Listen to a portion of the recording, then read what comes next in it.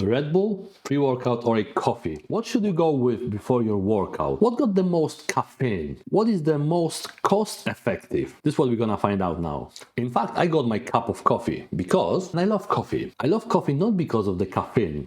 I love coffee because the ritual on the morning. And probably most of you viewers gonna say the same. You just love nice hot cup of coffee on the morning. But what we're gonna talk about is caffeine first. What contains the most caffeine into these three products? Let's start with the coffee because I'm very suspicious about the coffee. You know why?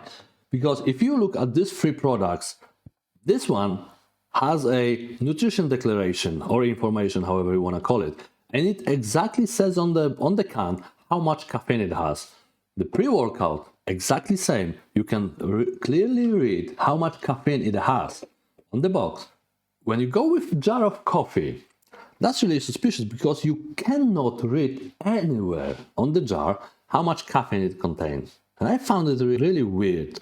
And I had to go deep, actually, have to go online and find out how much caffeine it has. And in fact, I had to go to the different locations and find out why every single website showing a different amount of caffeine per jar. That's weird. But I find out from the original Nescafe website.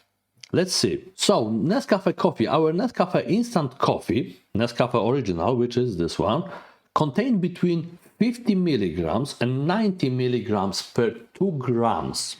So 2 grams is around 1 teaspoon. I think it's massive difference between 50 milligrams and 90 milligrams. If you go with 2 scoops of coffee, then it's between 100 and 180 milligrams. I would prefer to know if I just took 100 milligrams of caffeine or I took about 200 milligrams of caffeine. But I guess it's gonna be hard to find out how much exactly. So let's put it this way. Nescafe Original contain around, let's go with the middle range, contain about 150 grams of caffeine. Let's go with Red Bull now.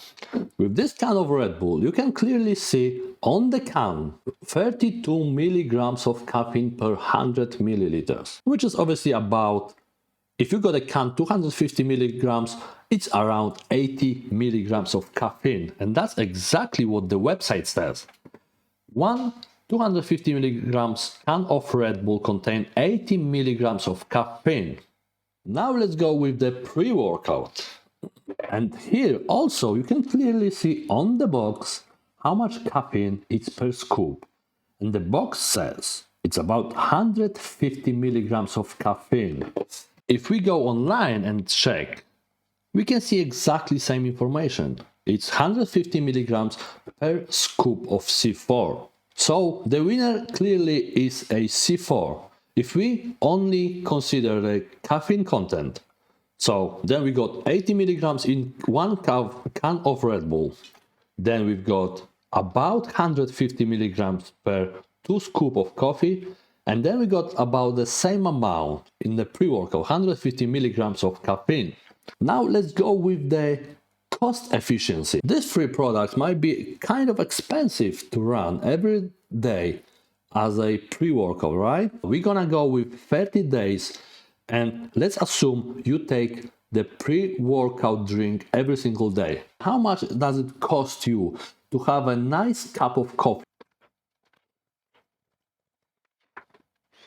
So we've got a jar of coffee, which is 200 grams, and it costs about 6 pounds. For 6 pounds, you got about 111 cups of coffee, but they assume that we're using 1 scoop of coffee, and instead we normally, to achieve this 150 milligrams of caffeine, we have to use 2 scoops. So let's divide that by 2. And then you've got around 50 cups of coffee with 150 milligrams of caffeine in every single one.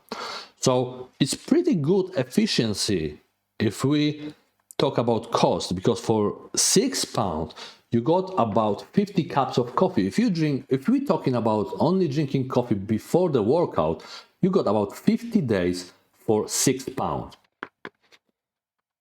Now we got Red Bull, and Red Bull costs you about £1.25 for 250 milligrams. So you get 80 milligrams of caffeine for £1.25. If you want to go with 30 days every single day using a Red Bull as a pre-workout, it's gonna cost you about £35. It's already way more expensive than the coffee. Let's go with C4 now.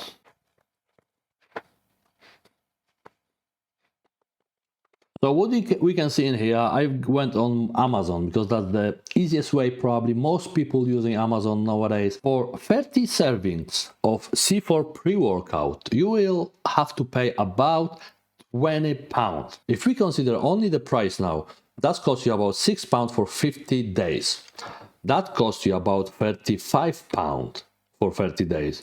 And that costs you about £20 for a 30 days. So far, coffee is winning if we're talking about the price. Then is a C4 pre-workout and then is a Red Bull. But is it actually only about the caffeine and the price? No, it's clearly not. What people actually want from the pre-workout drink, they wish to have this extra pump at the gym. That's why they're using pre-workout. They're not taking pre-workout for only a caffeine content. Why pre-workout is way more effective than the coffee and the Red Bull on that aspect? Have you ever felt this tingling sensation after you took pre-workout and you start doing your workout? And you know this needle feeling you got going through your hands, for example? Let me tell you what is it. I put it the simplest way I could on Google, which is needles feeling after pre-workout. It's a very simple explanation for that. As the body naturally produces beta-alanine, if you provide extra 1,600 milligrams of beta-alanine, that's what caused this, feeling, this tingling sensation in your mainly arms, I would say, and legs probably. What I found very important to mention about the pre-workout is also when you take the pre-workout, you're looking for this extra pump at the gym, right? What caused this effect? What gives you this extra pump? It is, so far what I find out, nitric oxide is a huge vasodilator and its primary reason to get the pump feeling after your sets. You know when you take the pre-workout and you start working out and you start feeling like your veins start popping out? That's the nitric oxide. It's widening your blood vessels so your blood can easily go through your veins, and that's why the veins start popping out. Psychological aspect where you see these veins, you feel like a god. That's all it is.